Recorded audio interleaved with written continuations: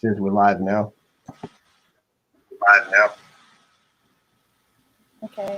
Welcome to the house, the one they talking about. Word of mouth, the boxing playhouse, without a doubt. All the latest and greatest boxing news, that's what it's all about.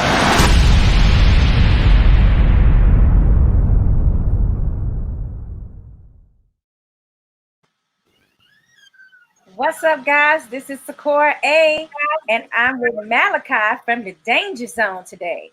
And we got lots of news coming up, plus the big fight tonight. I can't wait to discuss it all. Malachi, how you feeling today? I'm doing great. It's great to be on. Really looking forward to tonight's fight, and ready to talk, boxing. Okay, awesome. So, we're going to start out things with just a quick rundown of some of the fights that are happening tonight. Basically, you got Premier Boxing Championship. Basically, they got a show on Fox. It's going to be pay-per-view. They do have some preliminaries that are going to be on Fox Sports 2 at 7 p.m. Is there anyone that sticks out on that card for you from the preliminary all the way to the main event? And it's a solid with the preliminaries and the can't remember the name of the guy, the two guys that are fighting. The small guy. That's a good fight though. But for me, this is all about the main event. It's SpenceGarcia. It's the return of Errol from the horrific, car crash. And Danny Garcia, going for his strap back, and this is a big moment for him in his career. So I'm just ready for it. I believe you were talking about the Ramirez versus Flores fight, right? Yes, Ramirez and Flores. That's going to be a good fight. The undercard, to me, I guess they spoiled this with the Charlo undercard, 5 world title fights. I understand that was a double header, but it's not that undercard, but it's solid because that is going to be a good fight. They're gonna go. Yeah, you're absolutely right. They had Showtime had a hell of a pay-per-view undercard for that Charlo double hitter. So I was kind of hoping and wishing, because usually Premier Boxing does a good job of that. They usually have some good undercards. I don't know if this is due to COVID or not. So you know how you can only pay so many people with no live, reduced live gate. Because at this particular fight, they are going to be at AT&T Stadium. That's a huge thing.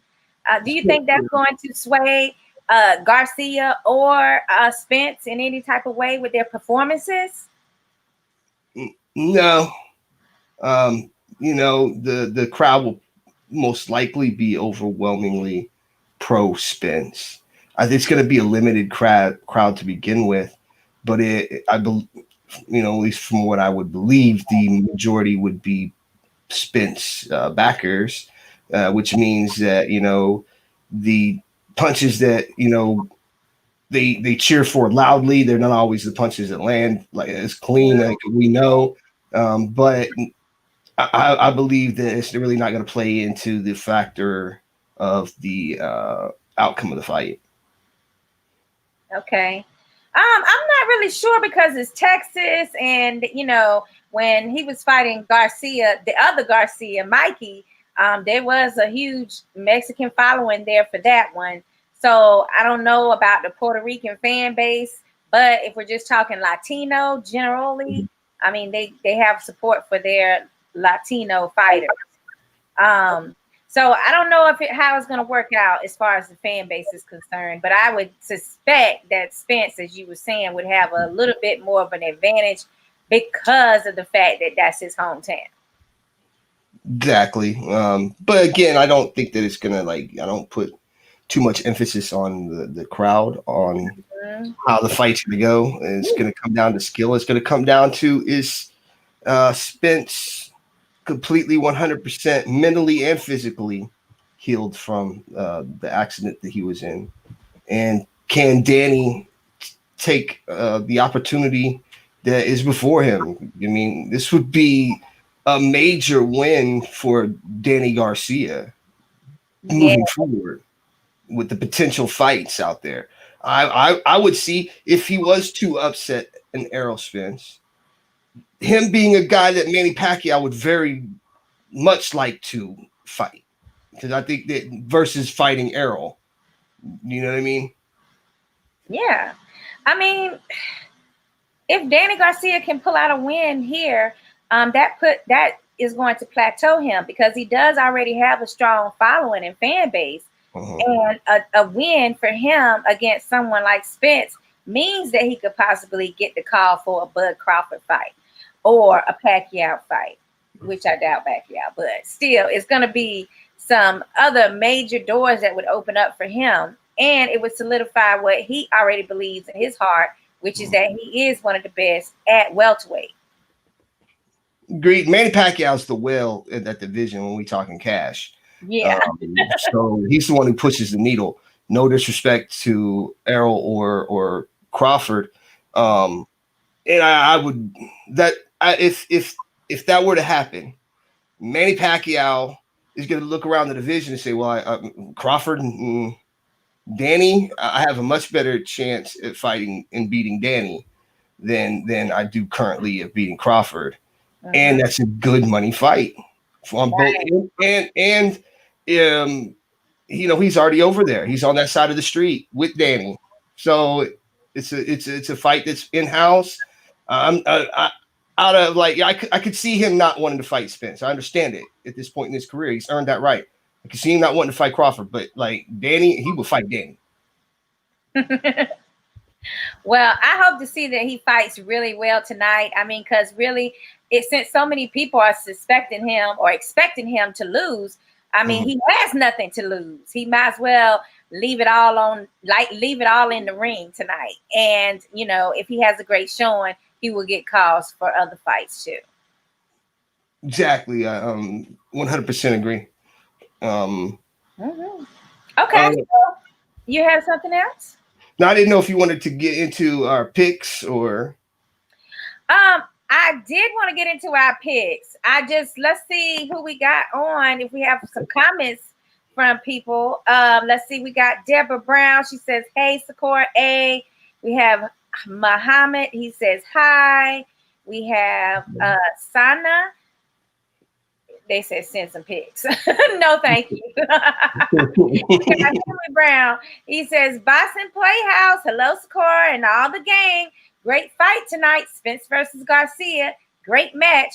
I believe Spence is mentally and physically ready. Spence will be victor by decision.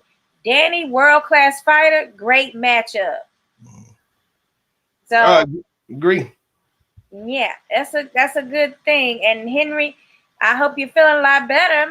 My baby, he got, COVID-19 and he's recovering now. He's a part of the International Hall of Fame with the security detail there. So shout out and well wishes to Henry, and thanks for watching us today. And quick, I don't know if you'd seen Anthony Saldano's post earlier. Unfortunately, him, his wife, and I think one of their children have tested positive for COVID-19. So keep them in your thoughts and your prayers as well. He's an awesome dude. Shout out to Supreme Boxing and everything they do for West Coast Boxing and everything. So prayers for a speedy recovery for Stacks. Absolutely. I like Stacks. Yeah, he's an awesome guy, man. I really hope that they're feeling well and have very, very mild symptoms.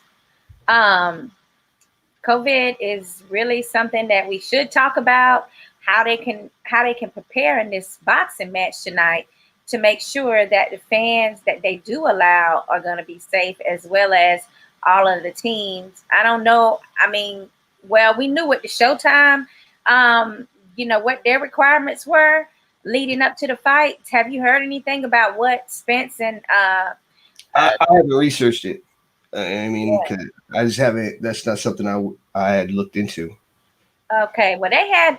I mean, the only thing I know is when I saw the lead up, which was the PBC fight camp.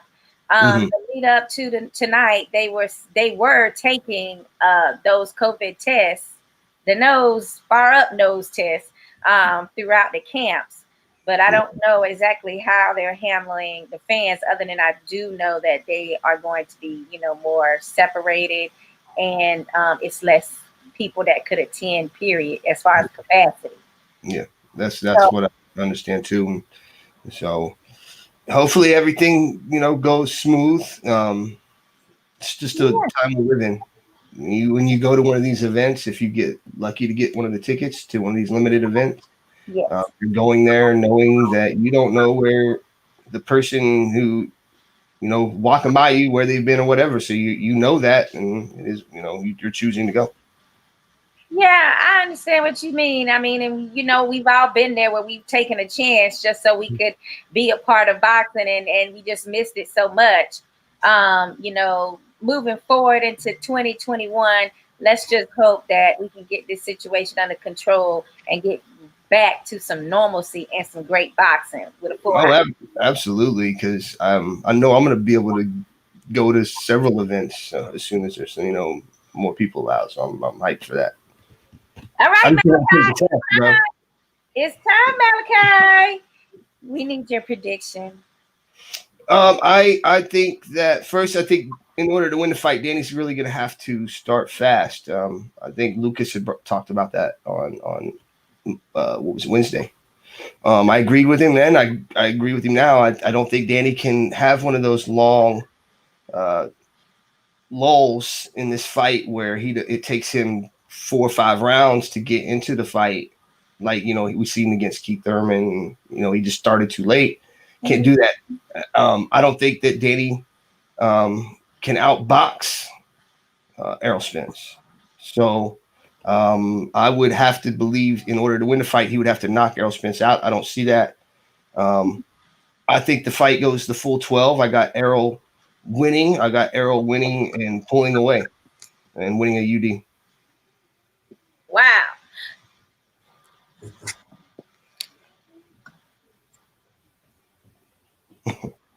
Sorry, I was adjusting my camera while you were saying that. I mean, I hear you saying Spence, but I mean, I've seen you have his trainer on your show before and interview him. Do you think I'm just trying to get to the real juice of the situation. Do you think that this accident will have an effect on him in the ring? No, but we don't honestly know until we see him in the ring. I mean, Derek, having spoken to Derek, and I don't know him really great, but having spoken to him, he doesn't seem that type that I believe he really cares about his fighters.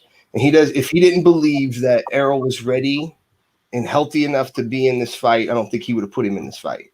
They didn't have to take this fight. I got mad respect for Errol Spence for taking this fight, because this is a dangerous fight. Danny Garcia has power he can put you out, and he's not a bad boxer. I mean, there was a time I believe he was the lineal at that. I could be wrong. He was a unified champion, I remember, in that division. So this is not a bum. This is a very good fighter. A very good, he can counterpunch. He's a very good fighter. This is not a safe fight at all. Particularly with us knowing the situation and him being in the car crash. He's also had a layoff.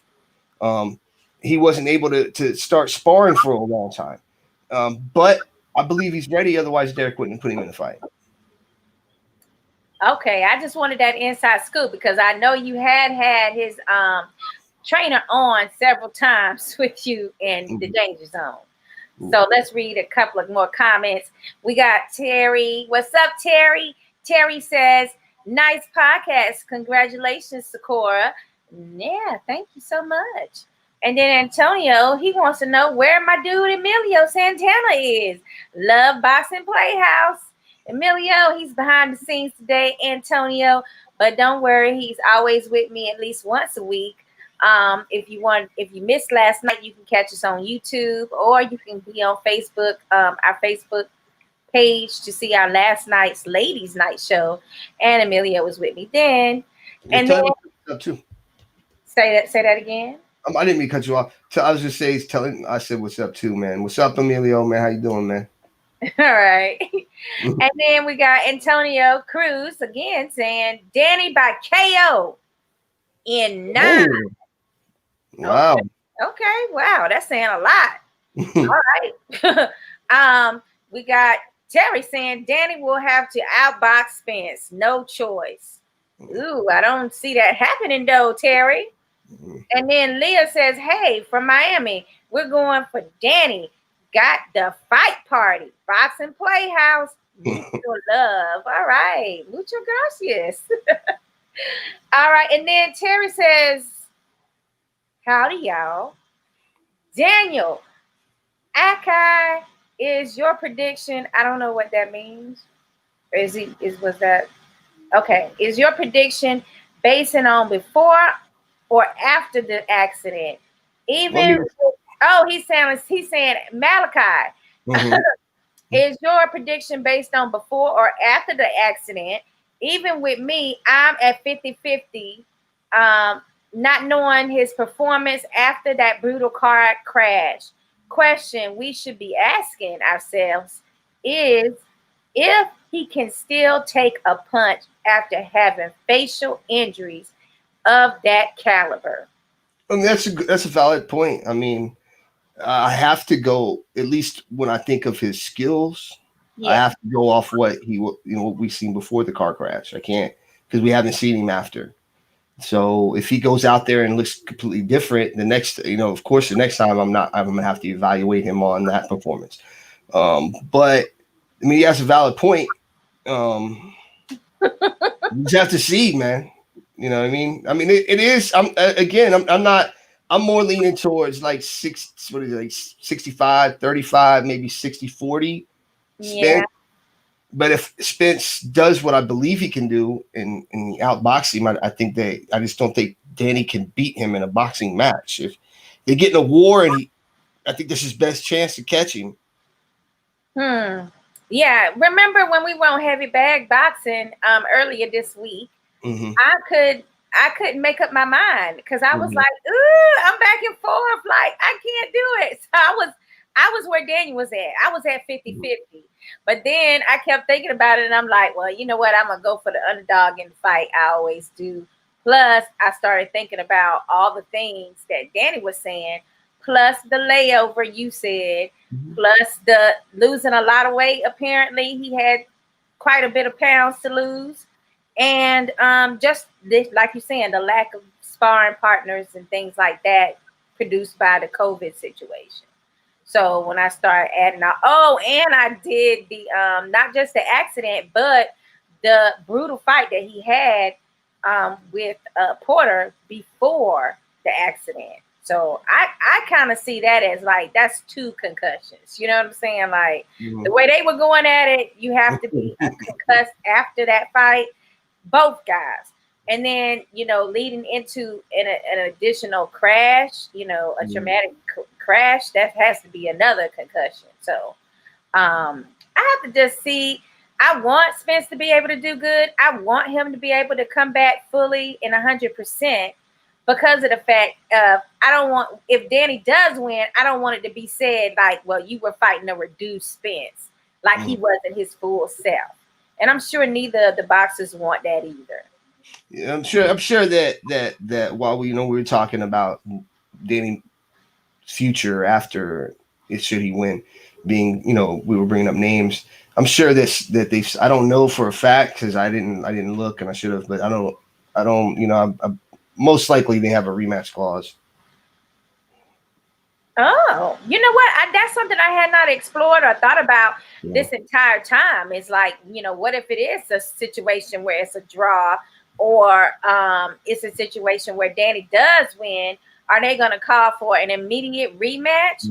More than likely, yeah, because of the fact that they want this huge fight with Bud Crawford. And if he does lose, do you think that makes a fight with Bud less desirable? No. About that. No, I I'm not from this era of one loss and I'm going to throw you in the trash. You know what I mean? No, no. I'm still, if should he lose to Danny, it might even make the fight easier to make. I hate to say that. I'm not wishing that Errol would lose. I got Errol winning because then, that changes the dynamics of the negotiations to favor more towards Crawford. Absolutely. And there's one thing I know and understand about business with boxing is like they are not going to leave any money on the table. If you're about to risk everything and be seen as a lesser boxer than you were before a bout, they're going to make sure that that is a super money fight. Like it has to be high risk. Well, it has to be high reward if it's also high risk. Agreed. All right, we got Brad. He says, Sakura, hey, you the best. I got the truth.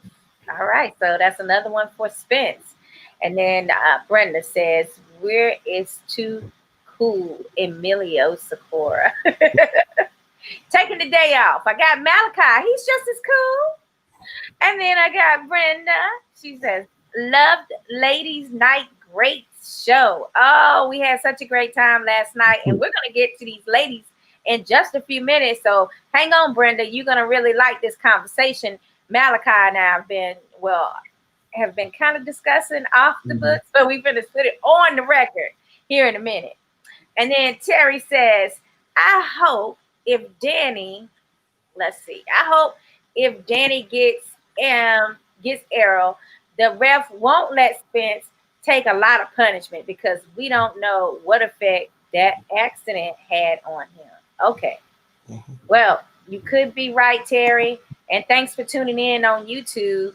Guys, you can go over and make sure you subscribe to our YouTube channel. But, my thing about that situation is that I'm sure that he couldn't have, they couldn't have been a fight if the boxing commission didn't say that he was well enough and that the physicals and everything suggest that he was that there were no red flags for them not to want to make the fight. So I'm assuming that he is at least to that level where there's no damage that could be seen on a CT scan or something like that. Agree. I mean, again, we won't know until he gets hit. We won't know. There's a lot of unknown questions. That's what makes the fight so interesting for me. Well, a lot of people are pointing out that, not a lot of people, but some people have been mentioning to me, it could be more of a psychological situation than an actual physical situation for Errol. Just being out for so long and then, recalling the last time you were in the ring, recalling the last time you were in the accident, just things that run through your mind. And we know that this is a thinking man's sport. I get that too, because I did say, like I mentioned, is he mentally and physically, and I agree. The only thing that would, in sports, when a race car driver hits the wall, the next time they come around the wall, the first time back, they might be worried about something, or a quarterback takes a blindside hit and hurts himself, gets hurt. The next time he's out there, is that going to be in his head? Errol wasn't in the ring when he got hurt, so I understand fully what everybody's talking about mentally. It's just, I don't know. Again, we don't know, so I'm interested. I mean, I'm really interested in the fight, based on so many factors, and that's what makes this fight outstanding and worth purchasing. Absolutely. So moving on through the card, we got Fundora, who's going to move up to super welterweight. We know he's a tall and slinky boxer, and he's fighting Ahmad. And then we have Lopez versus Santana. And then there's also Ramirez versus Flores. So we can look forward to seeing, I guess I want to see Jose Lopez come back. I thought his last fight was pretty good. And he always brings some action. Some unexpected action. He's great at that. He's river views, right? I loved watching them. Unlike our friend Rob, I love watching the smaller guys go to work, because you're gonna get action. It's all they're fun to watch. I'm looking forward to Lopez coming back as well and seeing what's happening. I like Fondora, seeing what he's going to be able to do. He's super middleweight, but moved up because I wasn't liking the way that was just looking. Like, it's weird to try to watch a fight when some guy, the boxer, is so much taller than their opponent. Like that, and you're doing it because you can make the weight, but really, you don't belong in that division. So I'm glad he took one more step up to actually, see what we can see at super welterweight. Yeah, that's super well. I said super middleweight. Yes, me too. And I'm interested to just again because that's a wide open division. Really, there's outside of Jermell. I guess there's no like Patrick has the WBO belt, but Jermell, while he is clearly the man in the division, behind him it's like a scrum who can be that guy to come up and possibly challenge him for that crown, because there's really no one that really sticks out to me there. So I like Hurd, but who knows? We've also seen him lose too, and just like J-Rock and Rosario and all of them. So it's a good division, and so it's interesting to throw him in the mix. Okay, when you put it like that, I'm more interested now. So we can see who we would be good at matched up with out of the names that you called. Okay, so we're going to move on because, I do have some other things that have got my curiosity in the women's boxing area. Claressa Shields this week, as you know, mentioned that she's doing MMA contract for management. She signed a contract this week. She's been posting a lot of videos with her training in those disciplines. What do you think about this, Malachi? First impressions first. First, I wish her as well. I'm glad she got a bag, so to speak, like the kids say nowadays. I hate to see that it took her transitioning over to a different martial art, one that you have to be complete in. When I say complete, as complete fighter, wrestling, jiu-jitsu, boxing, everything. And I hate to see that because she was our best woman commodity, the two-time gold medalist, and she even stated that the transition to MMA is for money, and it's too bad that they don't draw. Although did you see Luda Bella's argument? According to him, they sell as many tickets as men. Oftentimes, they put people in seats. They do numbers. Eddie Hearn not too long ago had said that the men, it was so much bad, but the men better be careful because the women are capable of taking over. I believe it's all about marketing. The UFC marketed Ronda Rousey the right way and made her a star. She was one of their biggest stars. It was her and McGregor at the time, and why can't boxing do that as well? Yeah, you're absolutely right. I mean, there's no reason. It's nothing but a bunch of excuses when you start talking to promoters, even on a local level. But we do have the luxury here in the Tampa Bay region where there is a local promoter that does like to put females on their card. And he is also, one that can testify to the fact that these ladies do sell tickets. They do put asses in the seats. It does hype up a fight more. And a lot of times they give us the more action-packed fights at these events. So, I mean, I don't know why they want to keep being hesitant. I don't know if it's a male domination thing where they just don't want to let go of these old principles of women should only be ring girls or whatever it is that they even got problems with females, like Michelle and a couple of the girls when they're doing the play-by-play commentating or just asking questions like Jordan Plant does. Like there are some men that actually literally don't want to see that either.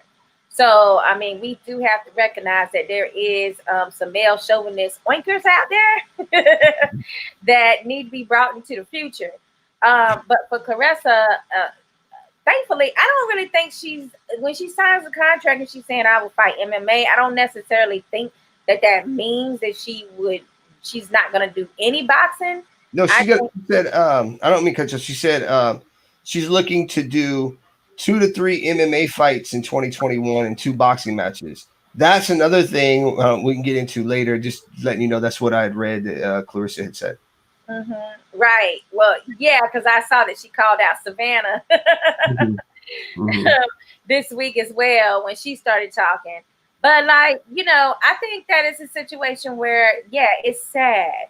It's more like, I mean, I'm happy for her and I hope that whatever she's trying to achieve, she's able to do that. Hopefully it will at least bring some more boxing fans that may not be familiar with her on the boxing end. They may start seeing her in the MMA circuit and be like, wait a minute, hey, now I think I like this girl.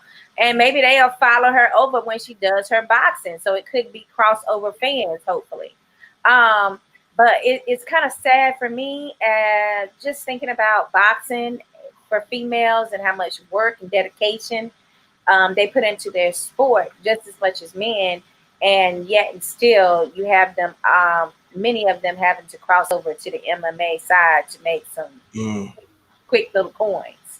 I mean, I believe Toronto is crossed over, Ava Knight has. I mean, there's a couple of girls that's had to do that. So Amanda Serrano, right? Sorry? Didn't Amanda Serrano?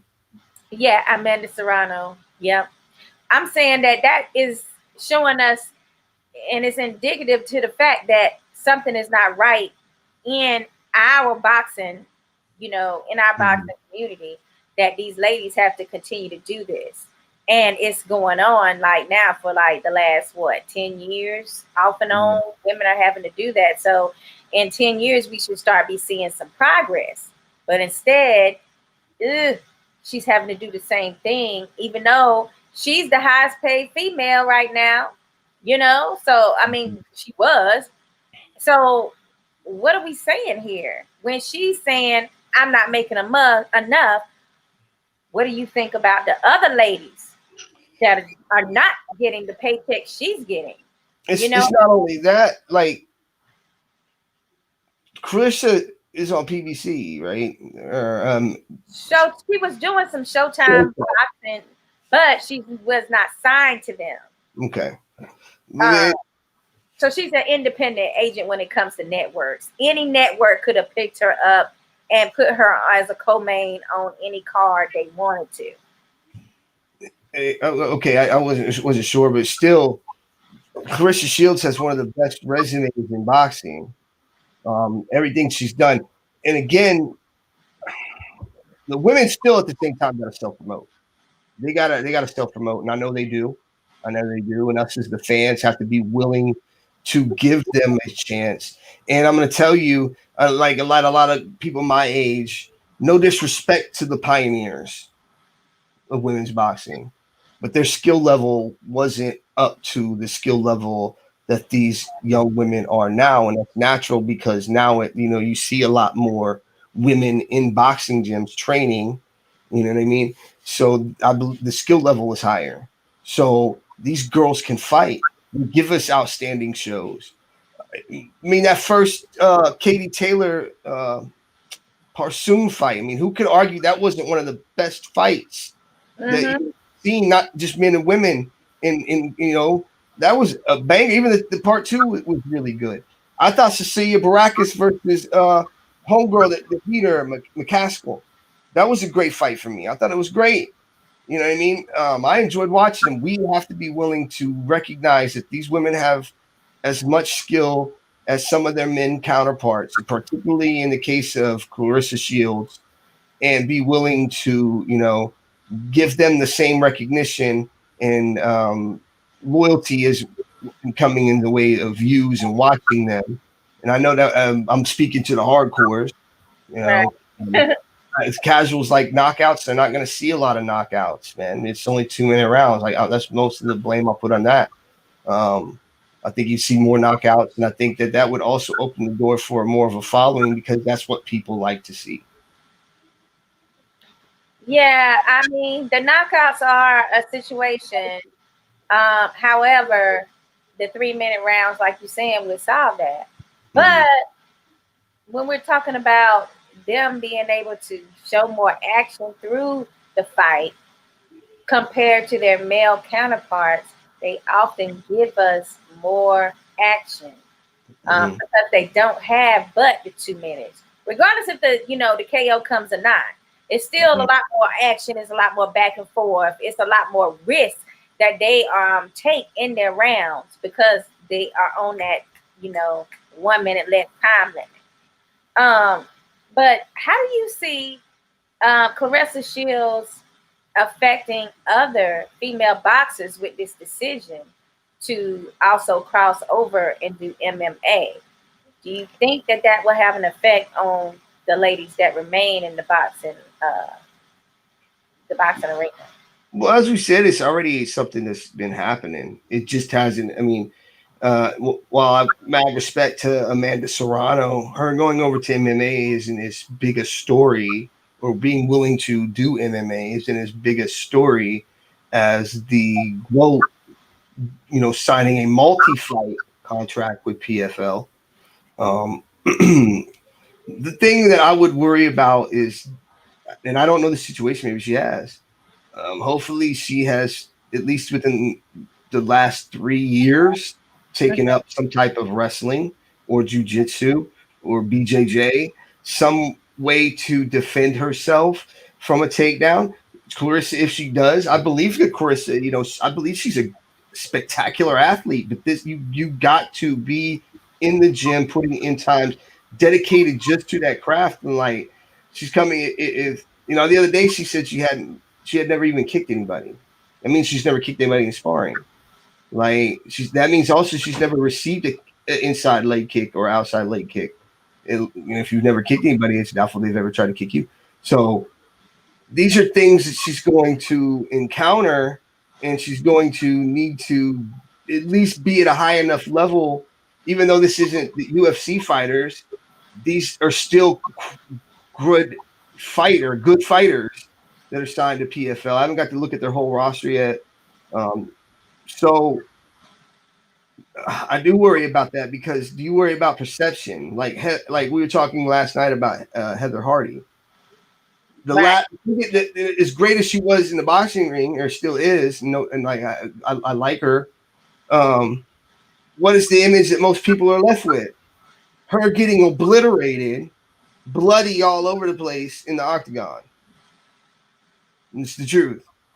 And I'm not saying it's going to happen to Claressa, but again, that's how most people, that's their perception of Heather Hardy, when the truth of the matter is she's a very good fighter in the boxing ring. You know what I mean? She just wasn't equipped with the skill set to go over there and deal with those girls.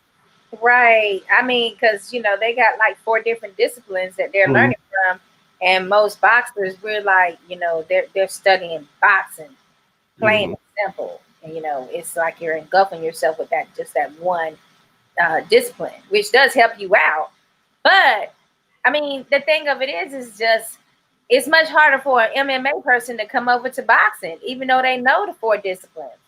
So, we have people that are like trying to do that, but it seems like they always fall back into the MMA situation because they see just how hard it is. And, they get in 2 or 3 different losses on their record, on their boxing record, and it makes them fall back and go back to the MMA.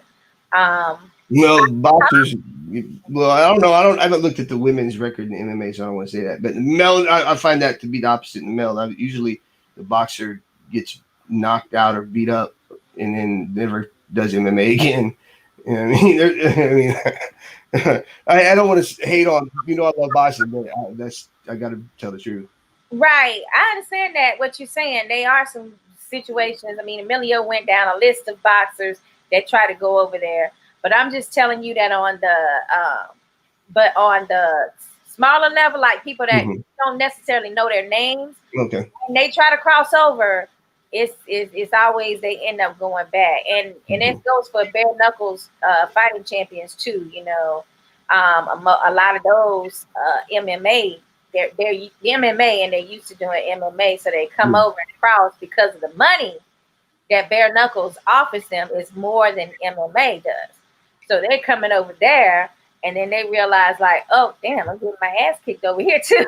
You know what I'm saying? Let me move back over here. Yeah. So I only know of one kid that actually was doing very well in bare knuckles and actually was a champion. Mm-hmm. And she ended up giving up her belt this year and going back to MMA. Other than that, everybody that was MMA and then they try to transfer over and stuff, not so good. I don't know. I'd say like there is one name out there. People might think I'm crazy, but I think the prospect of the year you could be argued that it was Clay Collard. Okay, I mean, but that's one. No, I'm not telling you wrong. I'm not telling you wrong. I'm just saying like if I was while you were saying that, I was like, you know what though, Clay Collard he could argue he was the prospect of the year of 2020 because he had more fights on national TV and he won a lot of them in spectacular fashion. Yeah, I mean, and that's awesome when it works, but that to me is like an exception to the rule situation. I mean, you guys. I think everybody should stay in their lane. I don't know. Like, I mean, if you're a great athlete, you may do well in both, but you can't like. It usually is somebody that's like studied both early. You know what I'm saying? It's not someone that studied one their entire career and then they decide like, oh, let me go over here and try to learn and train for this discipline next. Like I mean, it's like Holly Holmes training their entire life that seems to do better. I think Holly Holmes is the only person I can think of that started off in boxing, but she also went kickboxing. And other stuff before she went into the MMA that actually we saw win a world championship. So you know what I mean? Right. We've never seen anybody transfer from just MMA to boxing to win a world championship. But Holly Holmes, she still you got to remember she went and kickboxed and she learned, and then she went and learned another martial art, and then she entered into. That's what I'm saying. It's like you doing dual training and stuff. But Holly Holm is a different beast too. Like she's like top tier. So you're not gonna find a Holly Holmes like every decade, even I don't think. But listen, to get back on subject about Claressa Shields and her switching over to MMA, do you think she made the right choice putting financial gain ahead of her legacy in some senses? I can't answer that because I'm not Claressa. You know what I mean? I don't. And then again, she might feel that she's worthy of the compensation, and she might feel that she needs that challenge, like herself. She didn't even fight in 2020. She didn't even fight in 2020 in boxing, and we don't know. You know what I mean? When her next fight in boxing will be in 2021. She might feel a certain type of way about the way she's been treated by boxing and the networks and everything, promoters and everything else. And she might be looking forward to this next stage of her career. But again, she's still going to box. My only worry again is like if she's going to fight like two fights, if she fights 2 MMA fights and then she turns around and fights a boxing match, right? Or, you know what I mean? That's a lot of damage to your body. And I know the old school guys did it, but we're in a different era. That's why they always said the old guys were tough as nails. They'd fight, every week if they had to, way back in the 30s and 40s and everything. So, but much love and respect to Claressa Shields. She's I fully support her. I don't think I'm not gonna say she did anything wrong. I'm just gonna support her and hope that she does well and just train on some ground defense. Well, as I said before, it's not on Claressa. It's just the fact that I feel that it's sad because our industry is not evolving enough when it comes to our female athletes. But also, when you talk about boxing and you talk about Claressa, it seems that she's held to a different standard than a lot of these other women boxers are held to.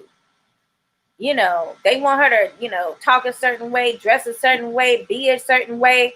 It's a lot more tedious. How can you say it? It sucks. It Bias. sucks. Sometimes you got to play the game. Bias that they have when it comes to Claressa, that they don't hold other female athletes to that fire like that. So for me, I'm like, I can see her being upset, like you saying, because of the fact that she had a fight scheduled back in February. It was scheduled for her to fight. It was canceled. And then everybody else, boxing wise, that's male, who had fights scheduled, were able to get those fights rescheduled. And some of them even had 2 fights in 2020, which was supposed to be a COVID year. I don't know what they shot her as an excuse for why they couldn't at least put her on a main event as a co-main event.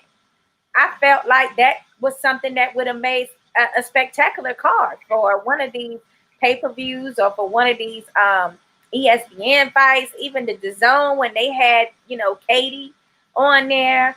I mean, I know Eddie Hearns is getting a reputation, for not wanting to pay females, like giving them lowball offers, but he's not the only one that does that.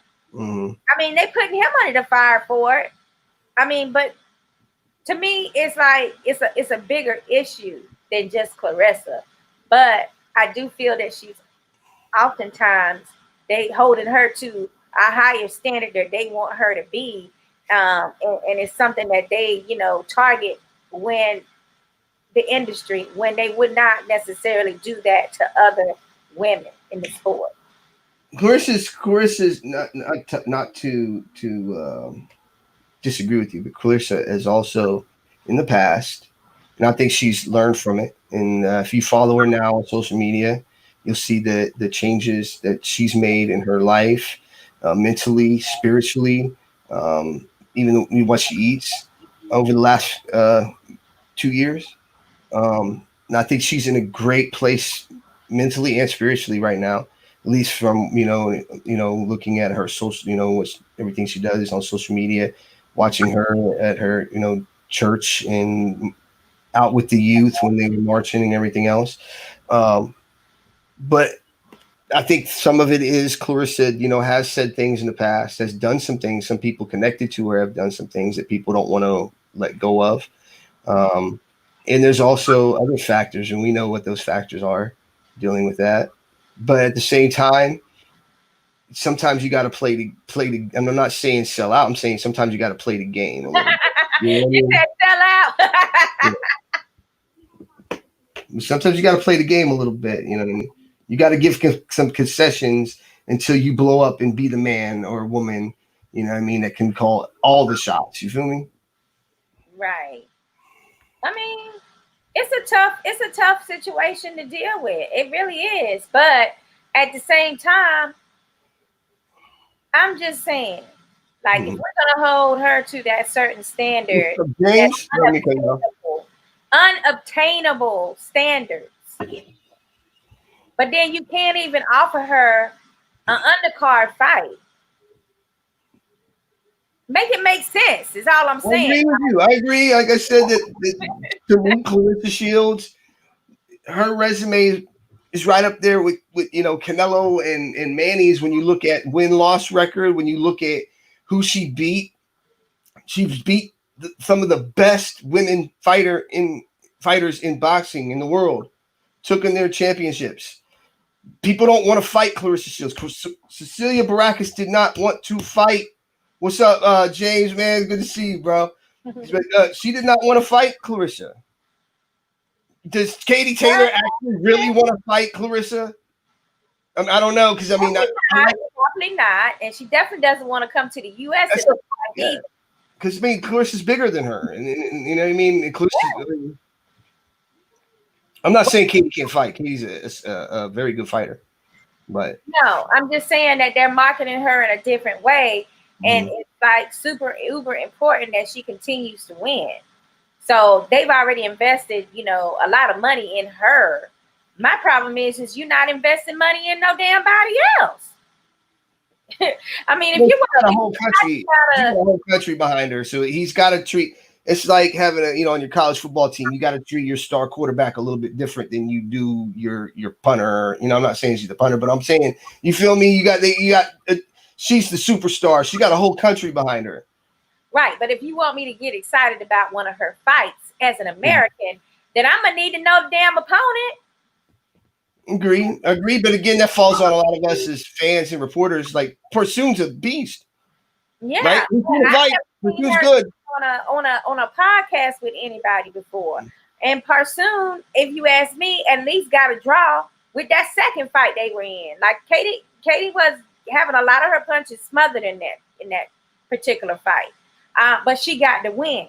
So for me, it's like we have to stop making excuses for these damn promoters and stuff. They're not doing their job if they saying, and managers too. If you're saying this is a huge fight because Katie, Taylor is on it.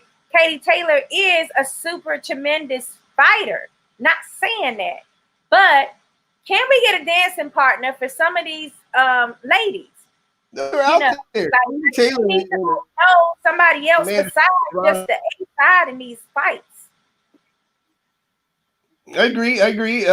Katie Taylor and Amanda Serrano is a great fight. Katie Taylor and Jessica McCaskill, that's a great fight. So they're out there, and they just got to make the fights. You know what I mean? And sometimes, again, the same way we treat the men about certain situations, sometimes you got to realize, you know what I mean, you're not the A side. Amanda Serrano got to realize she's not the A side, and she got to take less than Katie Taylor. Well, I heard it was kind of like insulting numbers. Yeah, I can take less, but there's just so much. You can't mess with no sister's money. I mean, you're not gonna just offer me anything and think I'm desperate enough to take it either. And with the fact that she's not the only one saying that there's some low ball offers going on, that makes me feel like that's not just her saying that. That there are women that is having that same issue. But shout out to James. I love my boyfriend number 2. I got to point out too. I find it funny that in the US, like the UFC, the men want to come over here to get the big money fights, and we see a lot of our women want to go over to the MMA to get money fights. So funny you said that because there was a manager on the show last night, Boss Bay's management, but they were talking about. They don't know how much money she thinks she's going to make over in MMA, but, for most women, it's not like it's, a whole heaping lot of money either. She signed a contract, though. Right. Even with signing contracts, they were saying that, women traditionally haven't been getting paid all like that. But Clarissa's getting paid more because she does have an established name in combat sports. All right. Hey, I got to run in a minute. Can we I don't mean to cut out on you. No problem. We're just going to get to this last thing that Claressa Shields put out here. And that is Claressa Shields promises to shut Savannah Marshall up if they fight in the pros. Talks more about MMA. Well, she was talking about the move to MMA. So that was in an article that came out. So, I mean, do you like that fight? Do you like a Savannah Marshall versus Claressa?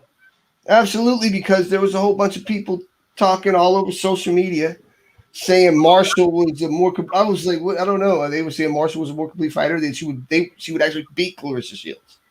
Again, Claressa Shields has a lot of people that don't like her and want to see her beat, which makes them undervalue her talent. Not selling Marshall short. She's a good fighter, but I got to see it. I got to see her beat a Claressa Shields in the Yeah, I think that's a tough one, but being the talent that Claressa is. But I look forward to seeing all the ladies get more attention lately. And as a whole, I do think women are getting a little bit more, what do you call it? A little bit more credit and a lot more exposure than they have been, but it's still just tremendously low.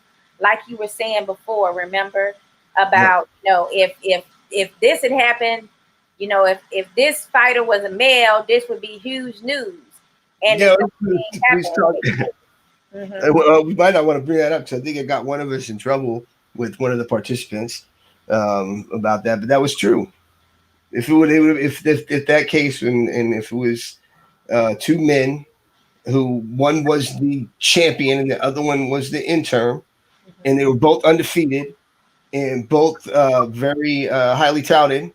It would have been all over media that these two were beefing back and forth over Twitter and all types of social media, taking shots at each other in interviews.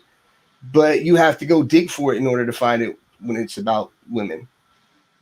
Correct. And then when they win, it's oftentimes not in the news either. Yeah. Surprising. That's an awesome way to build a fight because you like again, I don't want to say it was, but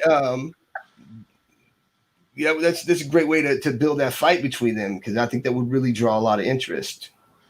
Sure. I mean, I like Kaylee. She won that WBO belt here in St. Petersburg when we had the Florida Boxing Hall of Fame. Yeah, congratulations to her too. Yeah, I mean, and it was that fight was television worthy.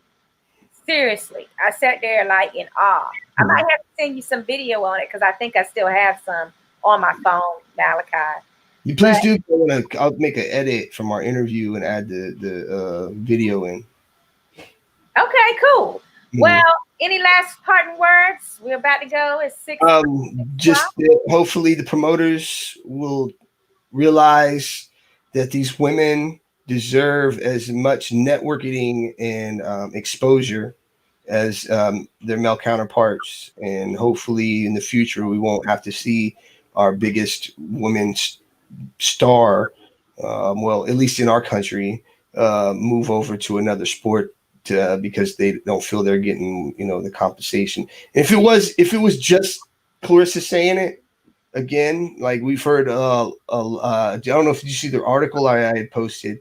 Several women fighters have again come out and said, the compensation and the exposure isn't the same or anywhere near the same level.